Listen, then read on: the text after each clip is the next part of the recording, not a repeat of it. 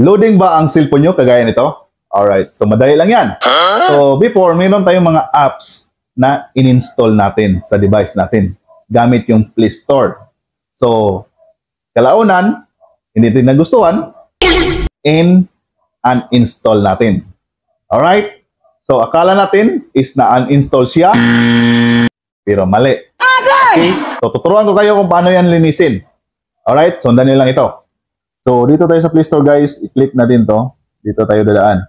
Alright? So, i-click natin yung profile natin. Then next, itong manage app and device. And next is manage. Click natin yan. And this device. Sundan nyo guys para hindi kayo mawala. Then, itong not installed. Click natin yan. So, hindi siya na-installed.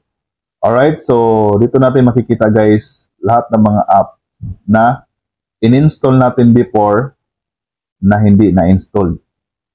Okay? So, diyan po makikita natin lahat. Okay, so i-click lang natin yan, bawat box, isi-sign natin yan kasi wala pong select all. So hanggang maubos yan. So sa akin, itong device na to is matagal na tong ginagamit ang yung Play Store. So talagang marami pong mga apps na ini-install ko before na hindi ko na uninstall. Okay, so yan lang po, isi-sign natin yan para ma-remove yan lahat. So sa pagiging mabusisa sa isang device guys, talagang importante yan. Kailangan natin pag-aralan yung device natin para ma-check natin kung ano yung problema, bakit hindi siya tatakbo ng maayos. So kailangan natin linisin. Okay, so lahat po kailangan natin linisin para mag-run ng maayos yung mga apps na nasa device natin. So meron pong isa nito guys na paglinis doon sa Google. So, meron pa akong tutorial doon kung paano linisin yung sa Google. I-check nyo lang dito sa account ko para mas smooth yung takbo ng device niyo. Hindi kayo loading